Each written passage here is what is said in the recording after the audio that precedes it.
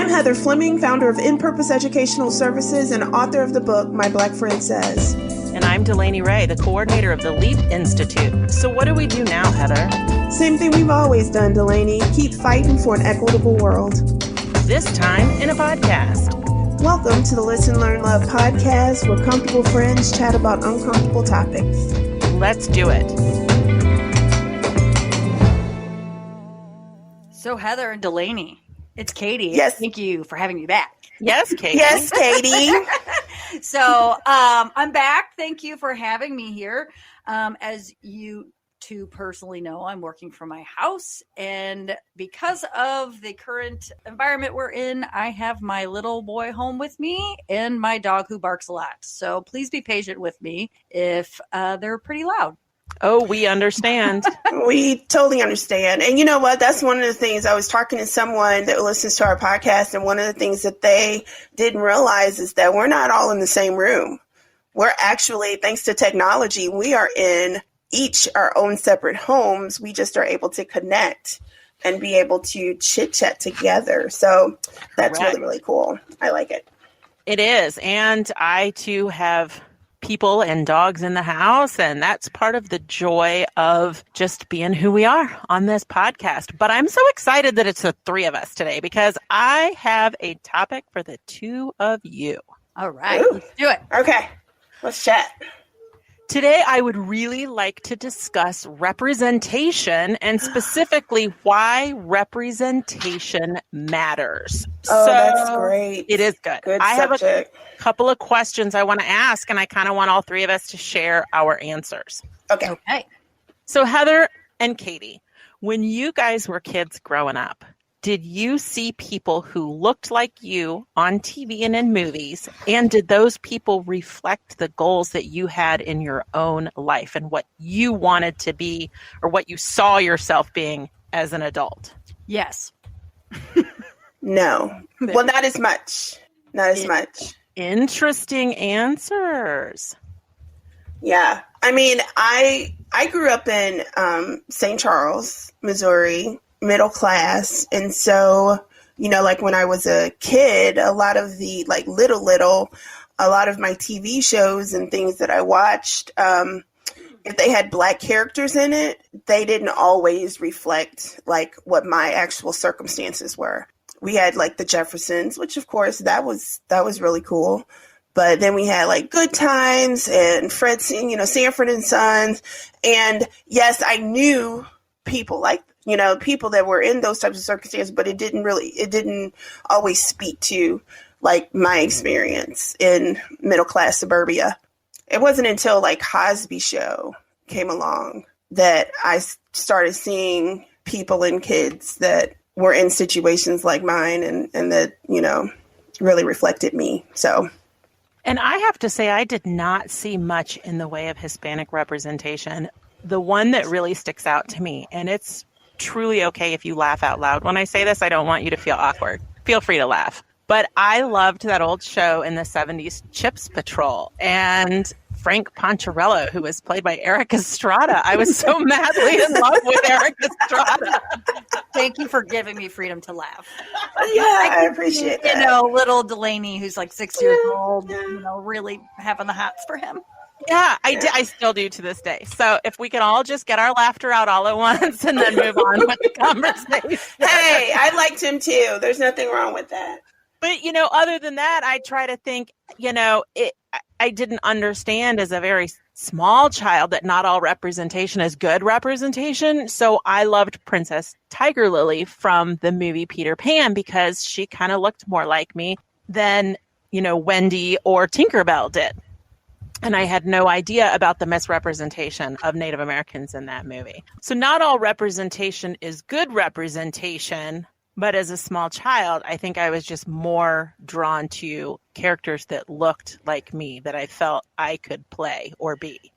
You know what? I can tell you honestly that when I was growing up, like Bugs Bunny and Tom and Jerry were two of my favorite cartoons.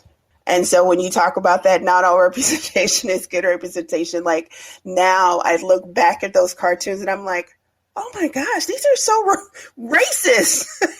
Oh, so yeah. racist. They had Speedy Gonzalez back then. Yeah, oh my gosh, they are so racist, but I love them. And when it came to like the Mammy character or whatever, I'd be like, hee hee ha ha, not realizing that they were holding up my culture for ridicule.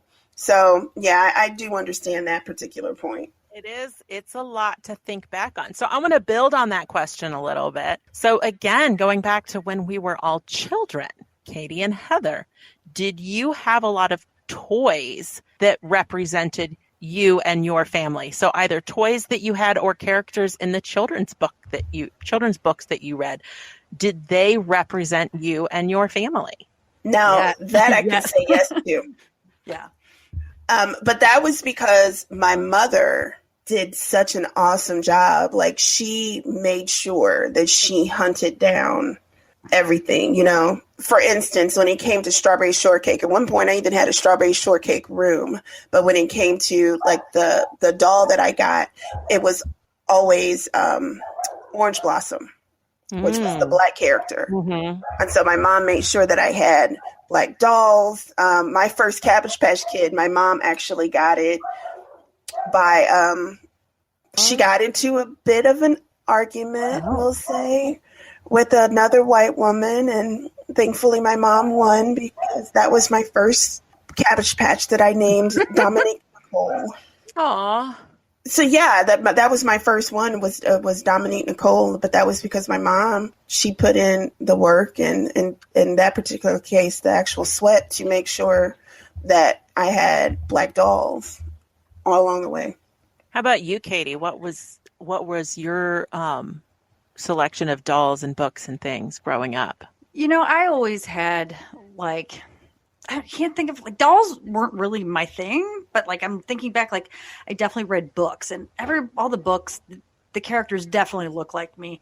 But I will say that that's something that I'm trying to diversify our kids' library at home, is to purposefully find books that don't look like my family. I would say that from a diversity standpoint, that's when we had like books that had animals or cartoon characters with purple or yellow skin that were just not white or black or brown.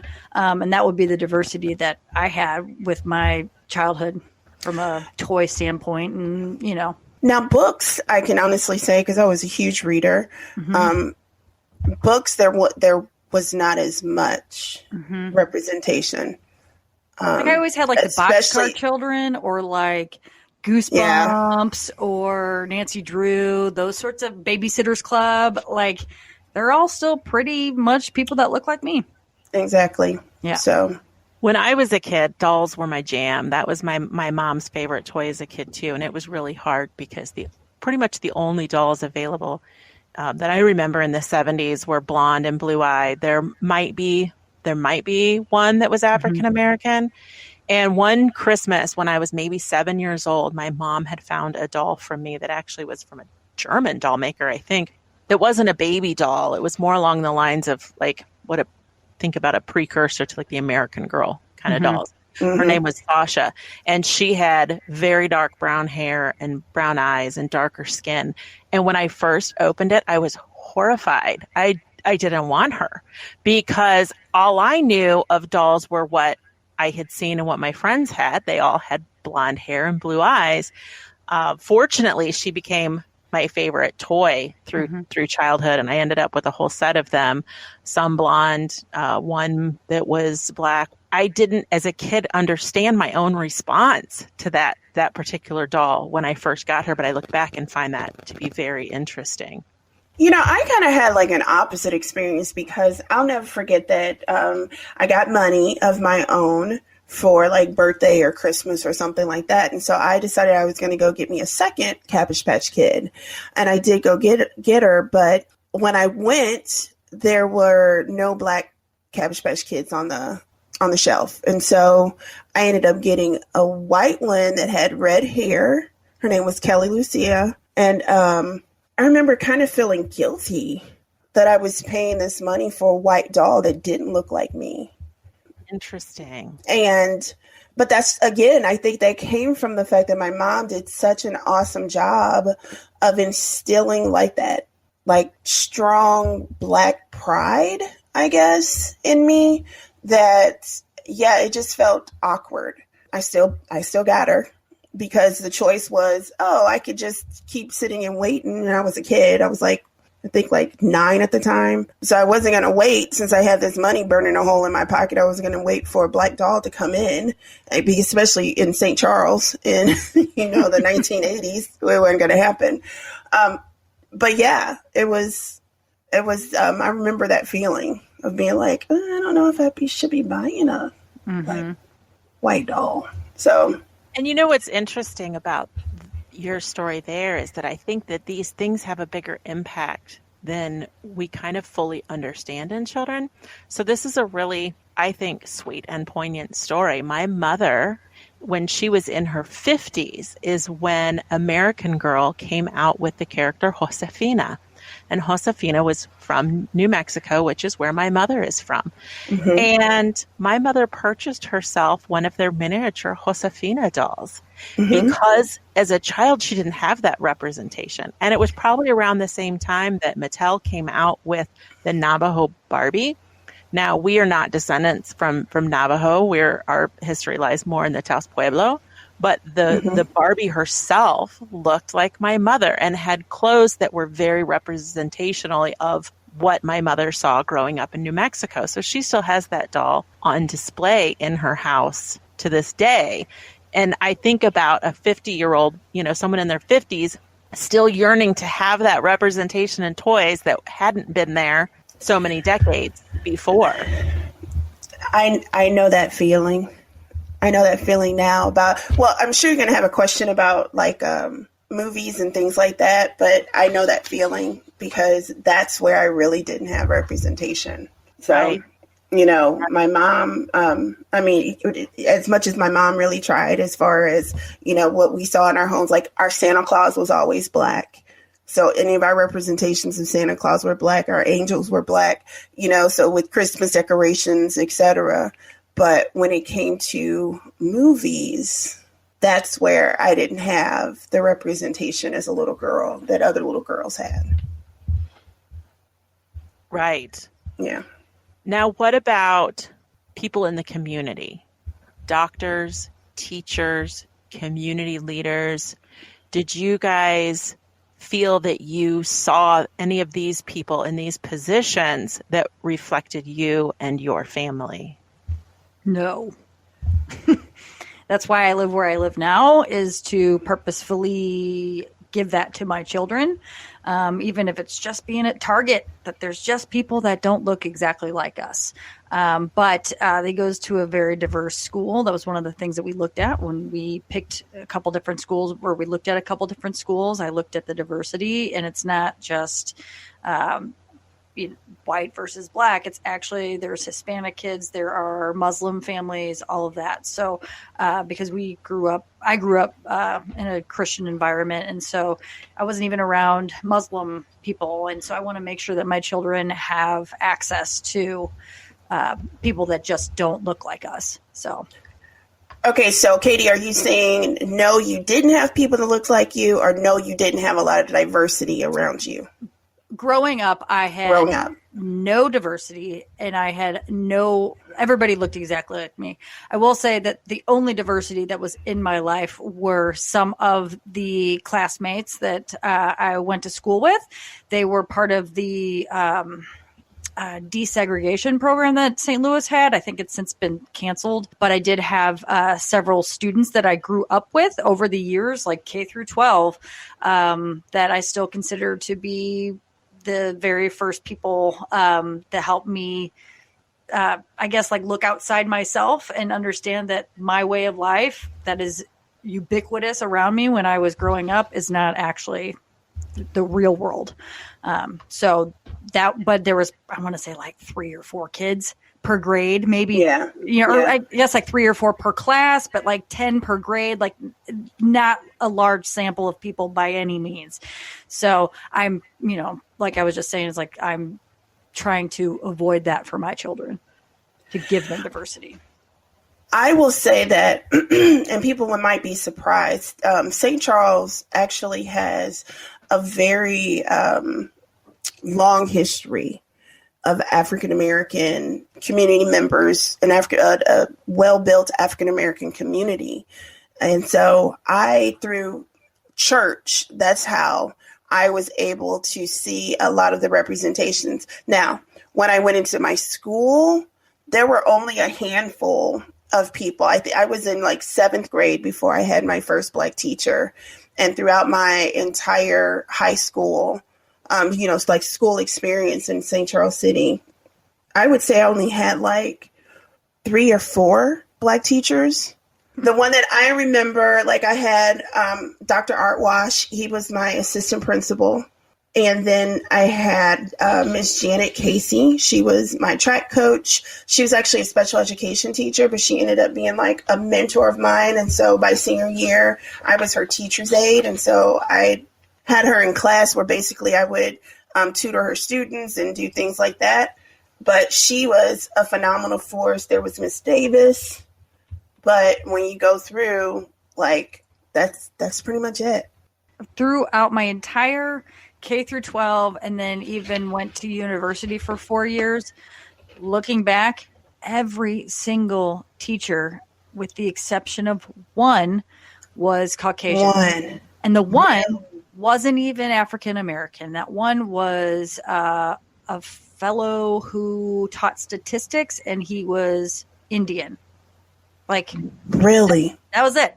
And I'm like, looking back, I'm like, and going in it, like throughout my life, it's like I knew it, but I didn't know it, if that makes sense. And so I think that's one of the reasons why I'm so happy that my children go to a school where there's a Black female principal. Like, that makes me so happy.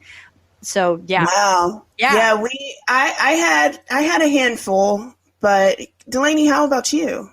So I had my first Black teacher in 6th grade, Mrs. Little, and I adored her, actually. And then I had several in high school, but I went to school in a college town, so it was a little more diverse than what a lot of people had. So through high school, college, there was diversity in my teachers. Interestingly enough, I did have a Hispanic gynecologist, was my very first gynecologist when I reached of age. And that, again, was in this college town that we lived in. But I'm not sure my children, I honestly don't know that either of my children have ever had a Black teacher that I can remember. I will have to ask them. Wow. Just because of where we live now.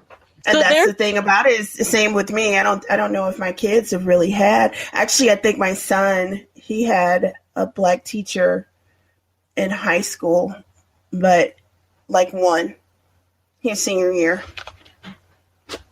So, yeah. So there's a term I want to introduce to you guys that kind of sums up what we're talking about with representation and why it matters. And this term is symbolic annihilation. And from an article written by Dr. Nicole Martins of the Indiana University, she talked about that there's a body of research and this term known as symbolic annihilation, which is the idea that if you don't see people like you in the media that you consume, you must somehow be unimportant. And this definition is the annihilation, absence, or active underrepresentation of a cultural group. So decimating a culture by disallowing the symbolic representation of that group or misrepresenting that culture within the mainstream media or consciousness. And I want to go back to something Heather said, because when I think about what that just says, so either disallowing a particular group or misrepresenting that group or culture, both falls under this symbolic annihilation. So Heather, thinking about it from that standpoint, I want to revisit when you said you did not feel represented in movies. Okay. Yeah, that's the first thing that came to my mind. Actually, when you said that, the first thing that came to my mind, I used to love Michael Landon, okay? And so remember that after he got done with with Little House on the Prairie. He had a show with one of the other guys from there. I forget his name right now. I can see his face so clearly, but he had a show like it was called Stairway to Heaven or something like that. Highway to Heaven. I remember it. Yeah. And so I went back and I rewatched that. Of course, we've been in the pandemic, so pretty much Netflix and et cetera is your only friends at this point. So I went back and I rewatched that show, and like all of the episodes that had Black people in it took place in these, economically depressed neighborhoods where there was gang violence. And you would just think that there's more Black people in gangs in real life than there really are. And so I thought about it like that. But then I also thought about the fact that, from the opposite end, when you thought about those, like every single movie that we had about us ended up being about Black trauma or, Black pain, slavery, like we said, being in depressed neighborhoods, etc. But yet, when I looked at other movies that contained like magic and dancing and just all of these wonderful things, a lot of them were white people. So they had things like The Wizard of Oz. They had, what else? The Sound of Music, even though, that's not necessarily the best movie, but Mary Poppins and all of these great things that were about magic. And so when you were talking about your mom, going back and even at her age getting this doll because she had never had it, that's how I felt watching Princess and the Frog. Oh, with Princess Tiana. With Princess Tiana in 2010. I was more excited than my daughter. My daughter was only 2. She hadn't even turned 2 because it was her second birthday that we had a Princess and the Frog birthday for her. I was so excited because I had never had a princess that looked like me. And even through most of that movie, she's a frog. But it just the fact that I finally had a Black princess. I'll never forget, a couple of summers ago, my sister and I took all of our kids to New Orleans, and we went to Dookie Chase's. And Leah Chase, who was the chef behind Dookie Chase's food and popularity, etc., she had just passed away at 96 years old, but she was the inspiration for Tiana. Oh. I did not know that. Yeah, Leah Chase. And she was a beautiful, beautiful lady. And that food was so amazing. And so it was that restaurant that was kind of like the inspiration and what they based Princess Tiana on. And so I took the kids to eat there. And as we were standing there, I started crying. I saw she was a biracial girl, and she's walking through in her Princess Tiana t-shirt. Aww. And I just boo-hooed. I did. I boo-hooed. It was something. But it's just the whole idea that this is ours finally. And it's not rooted in slavery. And it's not rooted in, Black pain and Black trauma and something awful. It's celebrating the beauty of Blackness. And that's the subsequent feeling that I got with Black Panther. When it was in the theater, I went and saw it 4 times. Just in the theater. The night that he came out, I took my kids. I had bought a special dress to wear. My daughter and I got all dressed up. My sons, I had to force them to put on khakis. So I was like, no, we're going to Wakanda and we're going to be fancy for it. It was just the beauty of look how things could have been, and then even this year with Jingle Jangle. Oh, yes. Did you all see that? I did. So I didn't. I tried to. I'm really not a musical person. I tried so hard. Oh, Katie. But I think I watched like 15 minutes of it and I was like, this is beautiful, but it's too bad that you suck. I'm sorry, Katie. I know. It's a whole thing. It's a whole thing. So if all our listeners could enjoy this one last time that Katie will ever be with us on the Katie podcast. will ever be the token white on our podcast. It's seriously. I mean, I tried, and I know how much you love Hamilton, and I watched that, and I really I can love it for like the artistry that it is, but musicals are just not my thing. I'm so disappointed. I know, I'm so But disappointed. again, you guys know that I am not artistic. I am You're very type A. I'm very linear. And Analytical. I get it. But I just so that you know, Katie, it was so beautiful. And that's the only way that I could explain. It was so magical. Ryan, she's the same way. She's like, I'm not into musicals at all. So, but one night I was like, hey, come watch this movie with me. And so I was like, she's not going to watch it. So I watched it once through, and all of a sudden she comes in and she's like, I thought we were going to watch it together. So I was like, I'll watch it again, because it was just beautiful. And we sat and we watched it. And as she was sitting there like, oh yeah, that I like that. Well, in both of those examples of Jingle Jangle and of Black Panther, I think one of the very beautiful parts about it is both feature extremely intelligent Black girls. Yes. Yeah. A Wrinkle in Time, when that came out, same thing. Meg is it was a great, beautiful, wonderful thing. And even with Hamilton, it's like we were purposely excluded from history for so long. And so for them to tell this story using our faces and our language, and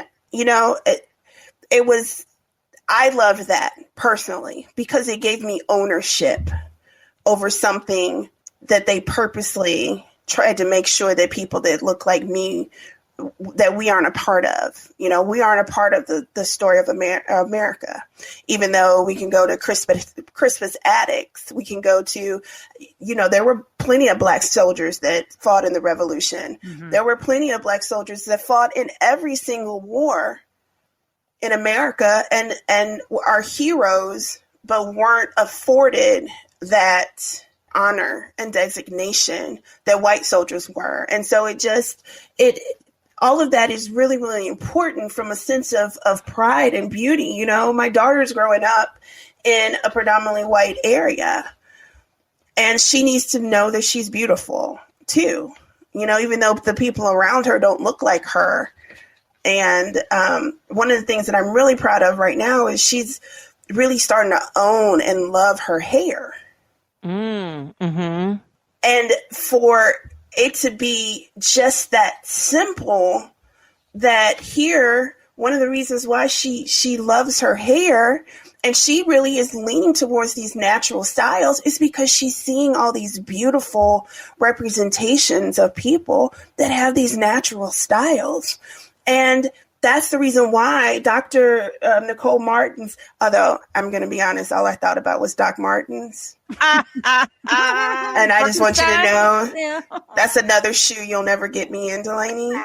How many Patreon supporters? I'll get you in them.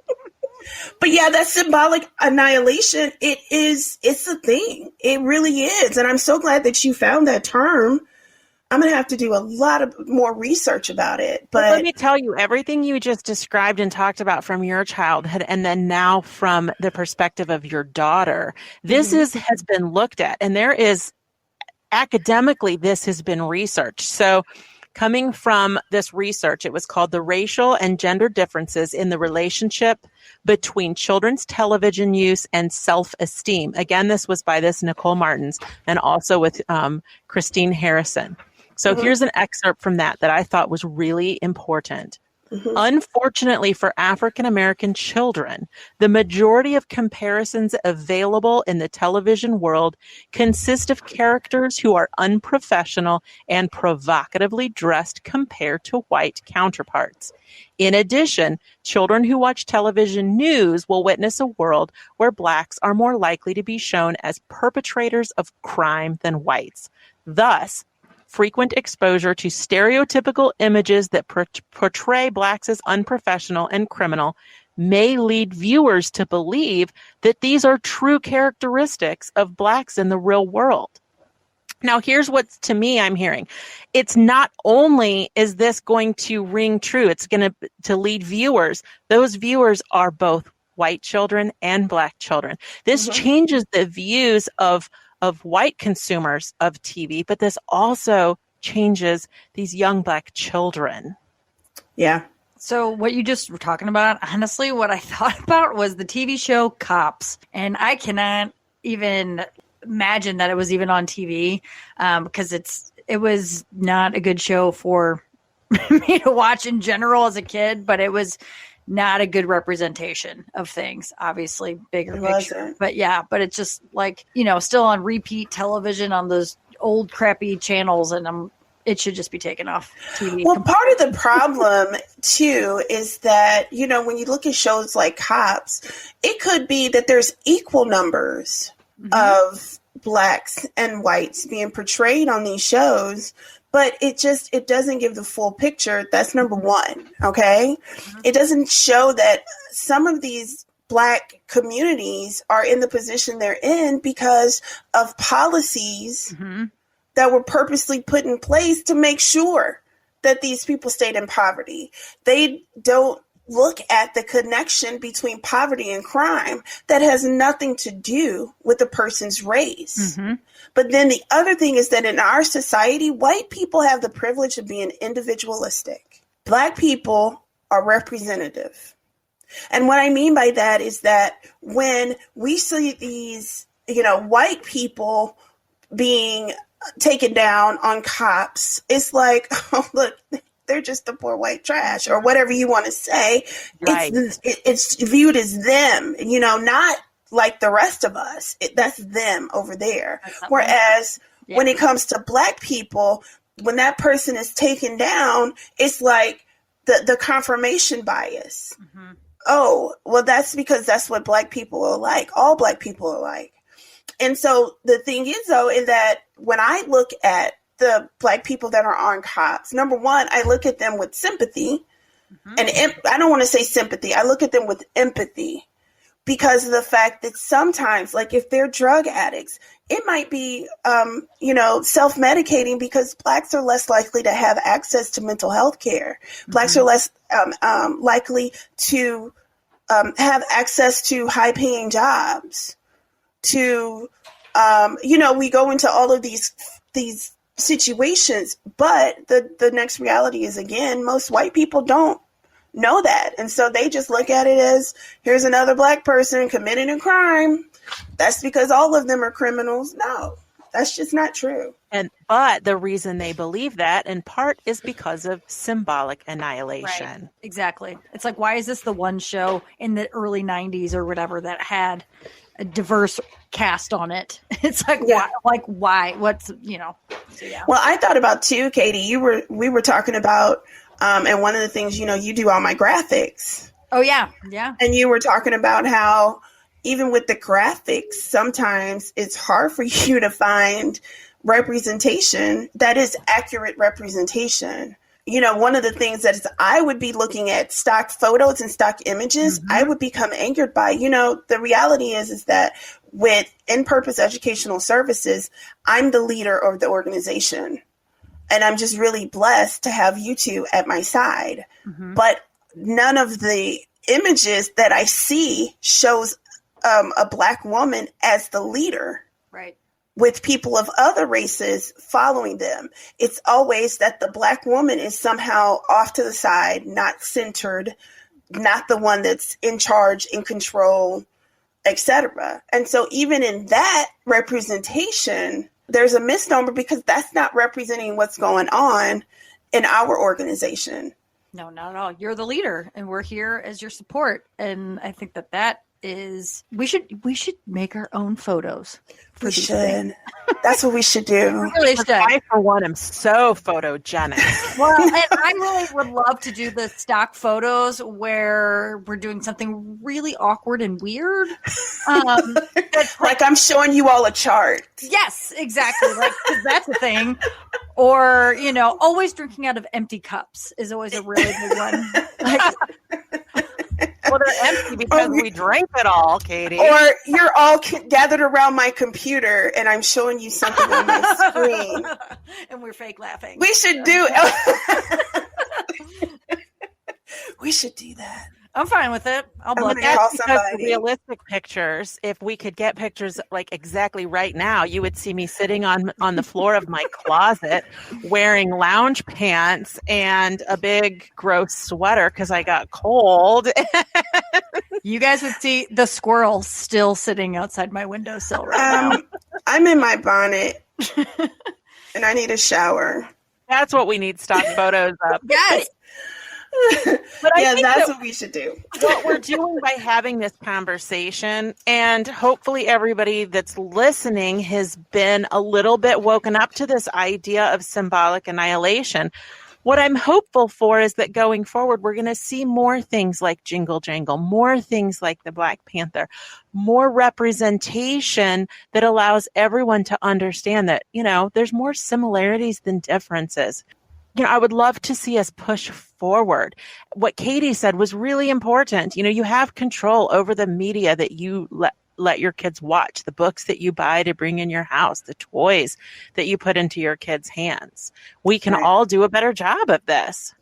And, looking at, a lot of things with equity work is developing that equity lens, okay? Because in the end, there's things that you don't realize unless you know to look for it. Mm-hmm.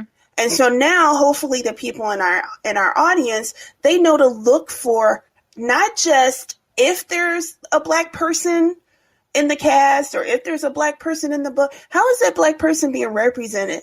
Because if they're just being represented as the magical Negro or that is actually the name of a trope, I'm not just making that up, or as the sassy sidekick, or like they said, as somebody that's unprofessional. You all know, you've been around me. When it's time for me to be professional, I'm on. Yes. I'm on. And so most of the African Americans that I know, educated, et cetera, it's not a lack of professionalism there. So the fact that we keep being represented over and over again as being unprofessional, that's something that needs to be fixed. If we keep being represented as the one that's going to start snapping necks, because that sometimes, I'll never forget, there was a situation where I just had to stand my ground about something, but the way that they interpreted it, by the time they told the story, I was rolling my neck and had an attitude and yelling and everything like that. And no, that's not even me. When I get angry in a professional situation, I actually get quieter. So by the time I'm talking to you like this, be afraid for your life. Be very afraid. I'll be afraid. But then again, that's that symbolic annihilation, because that's what had been ingrained in her mind. And we call that mind bugs based on the research from Blind Spot, the book Blind Spot. Mind bugs. The mind bugs had her interpreting what I was saying to her in this way, even though that was not the reality. That's not even how I operate within professional situations. And so that's why we need to be aware. That's why, and that's the whole topic of this podcast, representation matters. Mm-hmm. And it's not enough when we say representation matters. It's not enough to have a Black person there or a New Mexican woman there and an Indigenous woman there. It's also to represent them accurately. Heather, do you know what gives me hope for the future? What gives you hope? The fact that we keep getting new listeners to our podcast. I know, I'm so excited. Not only do we keep getting new listeners to our podcast, we keep getting Patreon supporters. I'm really excited about that, just have to say. Now, I'm excited for a couple of reasons. I'm excited for one, because we are a nonprofit organization, and truly our Patreon supporters help us keep the electricity on so that we can record these podcasts. But also because if anybody's been with us and listening all along, when we get to 100 Patreon supporters, I personally will get pictures of Heather wearing Birkenstocks and put them on social media. And we can do stock photos in them. Yes, it's going to be her worst nightmare. Her worst nightmare. Wait. I am not doing stock photos in Birkenstocks. She says that, but how many new Patreon supporters do we have to Celebrate. I haven't counted them, but let me name them, okay? And so we want to thank Sarah Wallace Hancock, Neva Sprung, Maggie Lamore, Valerie Gutrich, Emily Decker, Pam Hill, Reggie Rideout, Angie Rundle, Jessica Mancha, Jessica Griffin, and Laura Dankel for all beginning to support us. And so, Delaney, you guys, thank you. You have 82 people to go. Oh, I'm going to get there. Oh, I think you're going to say 82. I'm like, ooh, we're getting close. So, what? if you enjoy listening to our podcast, we're going to tell you all the different ways you can support us. If you would like to become a supporter on Patreon because you think what we're doing is great, or if you just want to do it because you want to see Heather in Birkenstocks, either way, we want you. We want you to help us keep this going so that we can help combat some of these things that we talk about that really push these racist systems in our society. Yeah. We want to continue the conversation. And so there's ways that you can email us, that you can touch base with us on social media.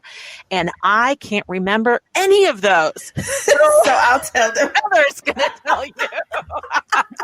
Well, you can support us on Patreon by going to www.patreon.com/listen, learn, love and become a patron for as little as $5. If you become a patron, number one, you will receive early episodes. So we release episodes every Friday. You receive your episodes a week ahead of time from the general public. That's number one. Number two, you get direct lines to us. In fact, one of our patrons, Pam Hill, has challenged us to get 200 patrons. Ooh. And then what? And then what? And then what? God, I hate to even say it out What? loud. What? And then I have to wear Crocs. The only thing worse than Birkenstocks. And you know what? Maybe she can even wear socks with her Crocs. Striped socks. Make sure it's, Y'all are awful. If you would like to email us, you can email us at info@inpurposeea.com. That's inpurposeea.com. You can follow us on Facebook and Instagram at inpurposees or on Twitter at inpurposeea. And I think that's it. Oh, I forgot the most important one. Our website, www.inpurposeea.com. You can check us out for our IPES insights, which are, our articles and informational facts. And we have lots of other resources on there too. So please reach out to us, get in touch with us, follow us, and in the end, give us, some great feedback and hopefully support us as much as possible. Katie, it was great to have you with us. Will you come back sometime? Yes, I will. No, she can't come back. Not until you watch Jingle Not Jangle. until you watch Jingle Jangle. It's cancel culture, y'all. I will. That's what we do. I will do it. I will watch Jingle Jangle for. There will be a quiz this weekend. There will be. You're going to give me a quiz. I will watch it. Bye. Bye, y'all. Love you. Bye. Thanks for listening to this episode. You can support us on Patreon by looking for the Listen, Learn, Love podcast, or follow us on Facebook and Instagram at InPurposeES. That is INPurposeES. You can also follow us on Twitter at InPurposeEA or visit our website at www.inpurposeea.com. Heather, this was great. Do you want to do it again next week? I sure do, Delaney. Awesome. Talk to you then. Bye.